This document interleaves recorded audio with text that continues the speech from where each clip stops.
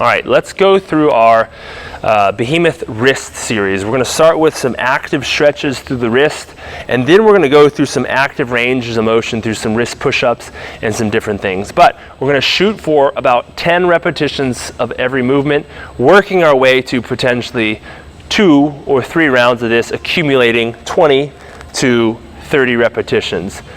Now, we're going to start with wrist rocks. Okay, so we want to start with our fingers facing forward, wide finger base of support. All right, we don't want to be with our fingers narrow. And what we're going to do is we're going to lean forward, keeping our elbows locked out until we feel a good stretch through our wrist. And then once we're there, we're going to shift left to right, hitting each and every crevasse of our wrists for 10 reps.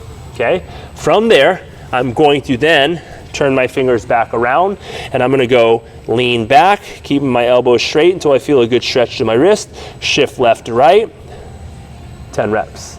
Now I can go backs of the palms, okay? And if this is too much discomfort, all right, maybe you look like this where you cannot straighten your elbows out. Let's just flip one palm normally. I'll show you from this side, okay? And let's focus on one palm at a time. And we want to really focus on rotating our arm to where the crease of our elbow is facing forward. Now from here, we'll shift back gently.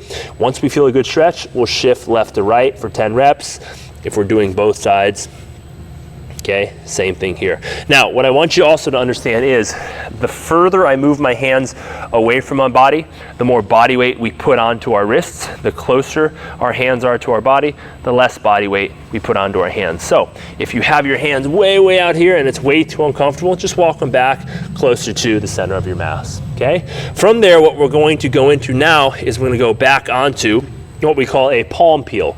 So we're going to start with our hands right next to our knees like this. We're going to move one hand out and other hand in the center, and then from here we're going to lean to our fingertips and just gently peel our back palm off the ground, put it back down.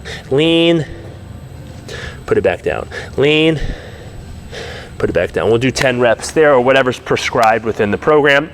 Now we're going to go back onto this quadruped position and we're going to do some knuckle fold. So we're going to go push up onto our first knuckle and come right back down. Push up onto our first knuckle, right back down. One at a time is going to be easier than both at a time. We're then going to go into some fingertip extensions. Okay, pushing up onto, if you notice, index, middle, and ring finger. Our pinky doesn't touch the ground, our thumb doesn't touch the ground. Okay, from here, then we're going to go onto our fists and we're going to do some lateral rocks. So we're going to rock forward and we're going to rock back, but we want this range of motion, okay, as we do those lateral rocks. And then lastly, what we're going to do is we're going to go onto our knuckles and we're going to do some wrist push-ups. So we're going to open, and we're going to make a big fist. We call this a gorilla grip. We'll make a big fist as we pull ourselves right back up.